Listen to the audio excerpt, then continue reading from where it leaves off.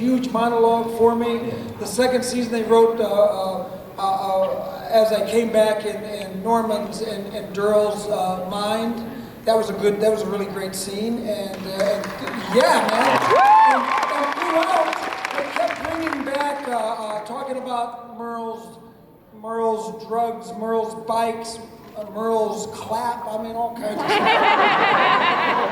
Merle was being brought up all the time, so it kept Merle sort of current in the ongoing scripts. And by the time they brought me back in season 3, people were really pumped and ready for some Merle. Yeah, you guys are definitely Hell yeah!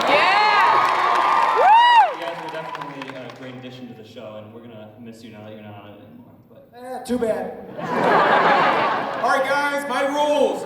One question only, please, so we can get through everybody. One question. What was the most challenging scene for you to do? I think the most challenging scene was actually the monologue in season 1. The monologue was 4.5 minutes or so, and we shot it all the way through from beginning to end, about 3, 4, 5 times, without any breaks in between. We had 4 or 5 cameras rolling at the same time each time we did the take, and it was a killer scene. And there was no stopping and going or any of that kind of stuff. And you stop for your close-up or your medium shot. We did everything in one, and that's always challenging, because there's always times when you mess up or you don't think you get it, you did it right. But we did about 4 or 5 times, and they were hot each time, man. And that was rooftop. We're talking about the monologue you did on the rooftop. We're about right? 115 degrees as well. Very challenging, yeah. Next. Go for it. So, if you could be any other character on the show, who would you be? Nobody. There is nobody.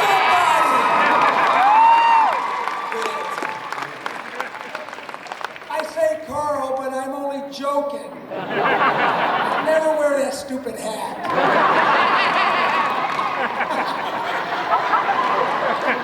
You can wear it. What's your question, man? Stand by over there, Miss America. Young man, come here, real quick. Run. Here. Careful, he might arrest you. There you go. Stand, look in his eyes. What do you want? What's your question?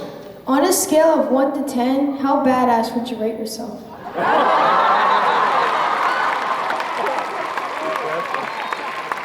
I can only go up to 10? 20. 10, boy. 10. Run! Oh, my God. Captain America, Miss Captain America. Sergeant America. No, go ahead. There are already some official drinking game rules on the Facebook, but if you were coming up with your own Walking Dead drinking game, what would some of the rules be? I can't do that because I don't drink that much. Probably no black people. One drink and I'm gone. I did not say that. I'd let you drink in my drinking game any day. Thank you. Alrighty, go ahead. When you were cut from the show, was there any particular I wasn't reason? cut. Was it because They just of, killed me, man. I was dead. Was it a Charlie Sheen situation or something?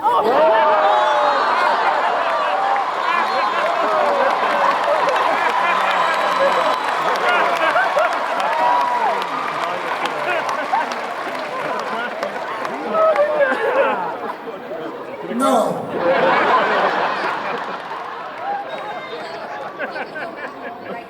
I'm sorry, get closer to the mic, baby. Hello. If you could go back and rewrite your death scene, would there be another way you would like to see Merle go out? No. I was hoping he'd get killed by some black people. Anybody over there? Next? Can you stand up? No more takers over there? Go ahead, you're there now. Wow, this is so awesome. So, by far, what was the most fun scene for you to film as Merle? They're all fun, my friend. And the more challenging, the more fun. So basically, the most challenging was the monologue, and that was the most fun. The second most fun was me talking to Norman Reedus in season 2, and telling him if he doesn't get up, I'm going to kick his teeth in. And then watching the little bug crawl behind his head and biting on his skull and not saying anything. I was just wondering when he was gonna go get up and shake off. I was waiting and waiting and waiting. He never did. And then after they cut, he was like, and it was biting him the whole time, but he was trying to stay cool. Go ahead. That's you. My question was for you and Mr. Reedus, as he had said before, he wanted to maybe get Daryl into the comics now. And do you have any plans or want to get Merle into the comics? Who wants to get Daryl into the comics? Mr. Reedus, I think, said that before. Well, too bad Mr. Reedus is not writing those comics, huh? I have no desire, none whatsoever. Next. I was just curious about not so much the death scene, the scene in the car. Did you pick the music in that final episode? Did you pick it? Did you? You know what? I could say and lie and tell you that the director chose it, but yeah, I picked it. I was going to say, that makes you that much better. Next. Oh, she's got another hat on here. Was the hand uncomfortable with the big knife? A wee bit. Yes, it was, just a tad. But I got used to it. What's going on over here? Take that side over there. Get on up here. Oh, here we go. Go ahead, we're going to go with you right now because you're ready. I have a question. All right, between Maggie, Rick, and Glenn, who would you kill, marry, and, Oh, that's like a game. That's a parlor game. I'm not playing that game with you. I didn't understand. What was she talking about? Oh, never mind. Next, go ahead, sir. I do it. Has Kirkman or anybody else told you that you're going to be in the comic book, and would you sign this? I will sign that at my table, and no one has ever told me that I was going to be in the comic book.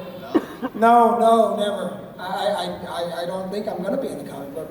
If you know something more than me, I don't know. Michael, he's black. I don't know. What? That's even more reason for you to sign it. Are you going to write the comic? No, we're not here to sign stuff. No, I'm not signing. Oh my God. No. May I have your attention, please? Stand by. The time that he spends to sign that comic is less time that he's given to you folks. Which one do you want? That's right, you folks. Come on. It's cool. What was your favorite Walker kill? Oh God, the first one, dude. Remember when I go up? You know? And that was so good. It was so great. And the knife went right through that actor's head. And I didn't. How much did you enjoy beating up Glenn? Totally enjoyed it. It was so pleasurable. I almost felt like having a coffee at the same time. A little coffee or tea, while I smack him around. I'm telling you, it was great. It looked real. It looked like I was really hitting him. I mean, he was selling it so well, and it was a great scene. He's Asian, I know. There's a whole group Asians for Merle. Folks, we got. How many Asians for Merle are in here right now in the group? Asians for Merle. Right here. We got a couple. Go ahead, young lady. Hi, I also love doing the Henry movies. You're great in that. Yeah, we only did one, but I thought there was a second one. yeah, but I didn't do it. What do you got coming on next? What can we see you in? I don't know. Something. You'll have to go on the internet for that. I can't talk about it. All right, ladies and gentlemen, Michael Rooker has to run back down to this table right now and hand it back.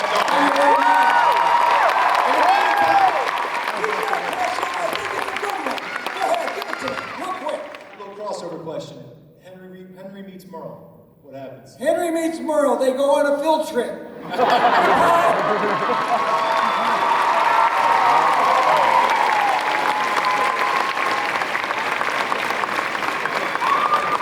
Ladies and gentlemen, Michael Rooker is here, but in the meantime, Mr. John Bernthal!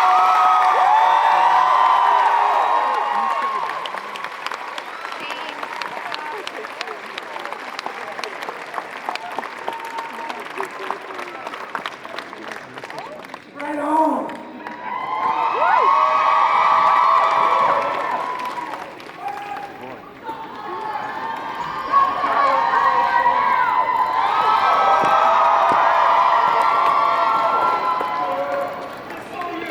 Walkers! He's just like, bro. Test, test. Can y'all hear me? Hey, John, how you doing, buddy boy? Hey. I understand you're dead too. Say what? You're dead too. Shit, yeah, I'm dead. How's it been? Right now, if anybody has questions for John, you can start lining up at the mics while you're walking up there. We're gonna have John just talk a little bit. How's it feel, man, not to be off the show? How's it literally feel to be off the show? How does it feel to be off the show? We can talk about it later. No, man. It's been a week. Thank you, sweetheart. I miss y'all. Look, I still have nothing but love for everyone in Georgia that makes that show. The cast and the crew, most badass group of artists I know, and I love them. And but I'm extremely happy and excited for the work that I get to do now. Well, we miss you, dude. You were a bastard, but we miss you. We love you, and we know the power of flashbacks can bring you back. So let's hope we get to see you again. Alrighty, first question. Young lady over there in the red, hello. Hi. Hey. What was your favorite part about playing your character? Favorite part? Man. I thought what Frank Darabont did with Shane was just super badass. It was kind of this one-note villain from the comic book, and he really gave me the permission to make him a three-dimensional, nuanced character. And I thought, how cool to start this guy out with his buddy in a police car, having a couple burgers, sharing a pile of ketchup, and he's sitting there just trying to give him advice about his marriage.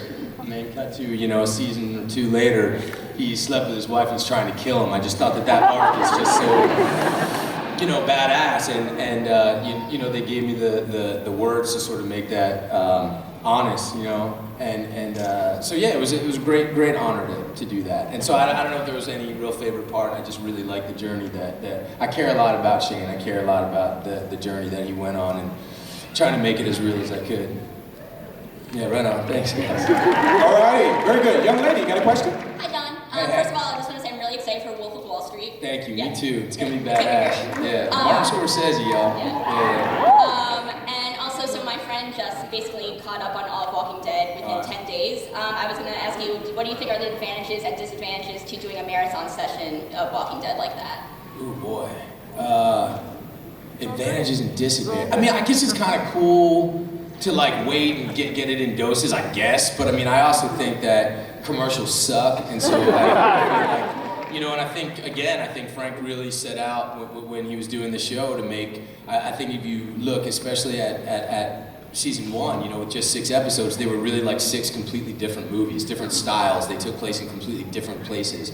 And so I think it's kind of cool to look at them as, singular little movies, but it's very, it's a cool thing about TV these days, it's much more cinematic and film-like. I sound like such a pretentious douche. They're like little movies and shit, what I mean? I'm obsessed with movies, so totally. Rock and roll, girl, rock and roll. All right, real quick before we move over, for those of us that aren't familiar with Wolf of Wall Street that's coming up, can you give us a quick premise of what you're involved in? Yeah! I miss my babies. Wolf of Wall Street. Wolf of Wall Street. It is going to be a great. Martin Scorsese. He's the man, and it's such an honor to work with him and Leonardo DiCaprio and he's Leo, man. This is gonna be a badass movie. If you guys like Goodfellas and if you like just the classic New York kind of, you rise, like a crazy rise of this guy's life, where it's just, you know, kind of like Goodfellas, and then it all just comes shattering down. It's just that classic kind of Scorsese structure, and an amazing cast, and such a fun thing to work on. And you know, I got the real honor of working again with one of my heroes, you know, with Mr. Scorsese. And then I went right from that into this movie Grudge Match with Robert De Niro, where I play his son. Wow. And I also got to play him as, I play his son in the movie, but he plays an ex-fighter, and I box, so I got to play him as in all the flashbacks, and do him as a young man too, all the boxing scenes. So, you know, those two guys, they're just heroes of mine, and just super blessed, you know, super blessed. Yeah. This guy was big before Walking Dead, big during Walking Dead. He's going to be even bigger until his next release. We're going to keep our eyes on you. Keep our eyes on you. How you doing, buddy? Go for it. Hey, how are you, John? Hey, what's up? Good. With Shane dying fairly early in the comic book, where do you go about trying to find the motivation going forward after that for the couple of seasons that you were on the show? I'll be honest with you, and I know I don't want to get stabbed by a pencil. I know this is like a Comic-Con, but I didn't really pay too much heed to the comic in that sense. You know, I read this script, this pilot script that blew my mind. I thought it was the best written pilot script I'd ever read, and it was the first year, you know, in my career where, you know, pilot season's kind of big for actors that are just kind of starting out when the new shows are made, and. You know, I read this, and I actually got offered a couple other TV shows, and I would never suggest this to any actors starting out, but I turned those down because I needed to audition for The Walking Dead, because I read that, and it was so wonderful. Man, it's the longest answer to the simplest question, but point is I read this script, and I was just, this is so freaking badass, and it's Frank Darabont, and then it was AMC, and then it was, you know, I met this great cast, and it was just this the thing just kept getting better and better and better, and then I heard that it was based on a comic book, so I read the graphic novel, and my dude is like dead like that, like one sandwich in, dude's dead, you know what I mean? And so I kind of had to, you know, there's one sort of panel of Shane when Rick first comes back in the graphic novel, where he's got his hat on and he's just kind of like staring at Rick and Lori, and that's the thing from the comic, I think, that helped me more than anything. It's just that, you know, it's just a huge shot at his face, you know, and like everything that was going on, and I think that really spoke to the complexity of what was going on. But I feel like the TV show, you know, Frank really wanted to scratch out the wound of what the Shane and Rick relationship was, and like really dig into it. So I was grateful for the chance. Rock and roll, man. Yeah. I think while Rick was a moral compass for everybody, you were for lack of a better word, the executioner. You executed basically what Rick would want to do, as well as everyone else, and I think that you served a very, very good purpose until you boned his wife, man. But it's also like Andy Lincoln's such a badass of an actor. You know, he had the patience to sort of become who he became in season 3, and I think he adapted and adopted a lot of the shit that was going on with Shane, and he brought that out in Rick in season 3, and he's he's a wonderful friend and wonderful actor. You know. Hi. Hey. So I'm trying really hard not to like hate you because of your character. Stop hating me, girl. Shane, you know what? Shane, I want to kill him. Come on, dude. I'm sorry. Hey, I mean, you're good looking and everything, but that does not make up for your character. AV crew, could you please turn off her mic? No, I just want to say, like, with the whole Shane being so violent and Carl being around that, I mean, I know it's just your character, but did you in a way feel personally responsible for the way his character's going, getting more violent, or do you think it's just a situation he's in? I mean, I think it's all the above. You know, look, you know, I think Shane was really the first character that became a creature of this new world. I think he figured it out, you know, the day he whooped Ed's ass by the side of the water. You know, it was Lori says, "Stay away from me, stay away from my kid." He's got all this going on, and then he sees this guy beating on his lady, and you know, he stops it and he starts whooping on him. And then he's like, you know what? There's no laws here. I can do whatever I want. This kind of thing, you know?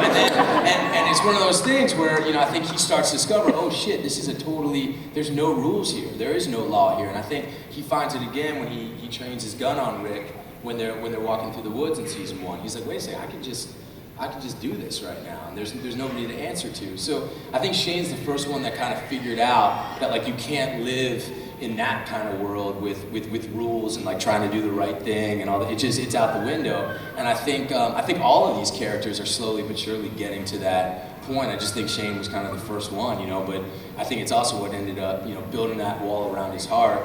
It's kind of what ended up killing him, I think. Okay, hey, young man, go for it. What's up, dude? Are you filming while you're asking?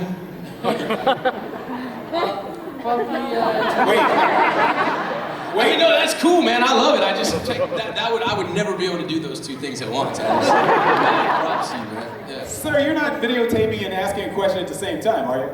No. Oh. Whatever, go ahead. From the transition between How I Met Your Mother, the role that you played on that show, and to Walking Dead, what was that transition like? Oh shit, man. There's a lot of Carlos and Shane, man. It's just like one thing leads to another. Dude, I have no idea what to say about that. Yeah. I mean, the only thing is that, you know, back then, you know, I had hair down to here, and that's, you know, still when I look in the mirror, I'm like, who is this nerd? Because I can't believe I have such short, like, I'm just a long-haired dude. That's just always what I've been. And Frank, I remember in the auditions, we did the screen test, and we shot it, and Frank and I still have my long-ass hair, and Frank's like, that's great, we could have used that, except I would probably get killed by the Comic Society because I cast a beach pirate as Shane. So, yeah, man, Carlos has nothing to do with nothing, man. Thank you very much. I appreciate the question, man. All right, you got my best son, right, dude? Yeah. We got you in our database. We know who you are. Hi! Hi, I just want to say I love you, and I was Team Shane all the way, still am. Also, during season 3, how fast do you think Shane would have taken care of the governor problem? she was done. Super.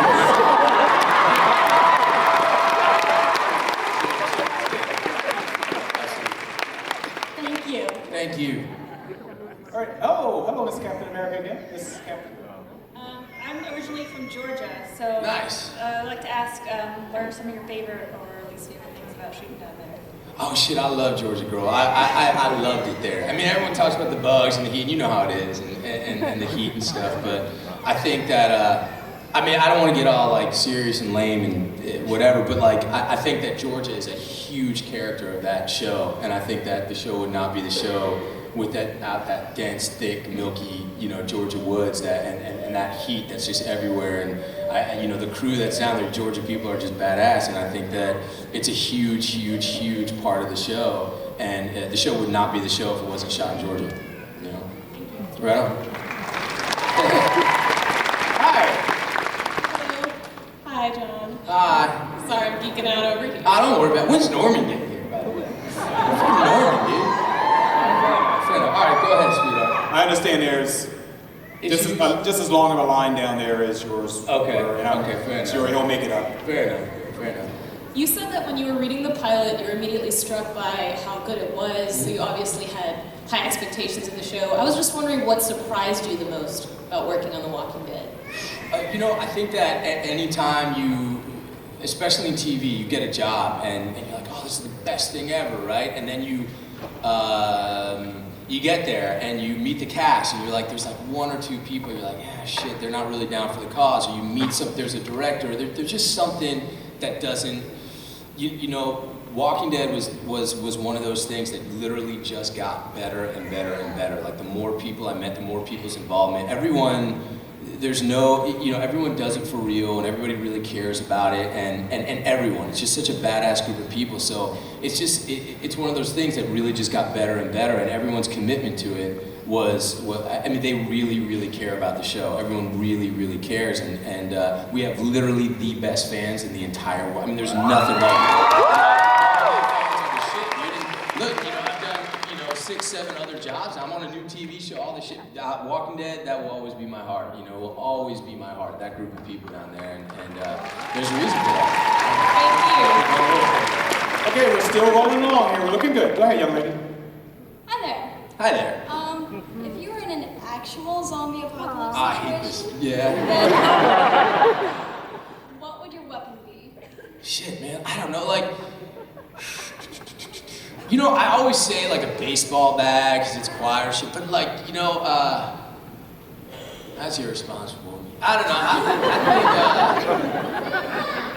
think, well, like I hate this because I don't want to give this the wrong, but like I feel like we're like the war dogs, you know, like imagine having like just some badass dogs, you know what I mean? Because they, you know, I think that would be cool. But you know, some Dogs get eaten. What's that? What if your dogs get eaten? But like, yeah, I don't think a zombie could get a dog, you know what I mean? Like a badass dog. He's got the answers for you, ma'am. Good job. Hi. Hi. John, I just had my picture taken with you a little while ago. I just want to say you smell amazing. Oh, jeez. That's tell you.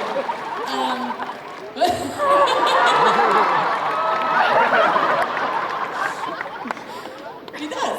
I've always been, my dream is to become an actress, and what always interests me the most is how did you, like a character such as Shane, how did you get to, I guess, the level of evilness? Like, how did you prepare yourself to get to that level that you were at?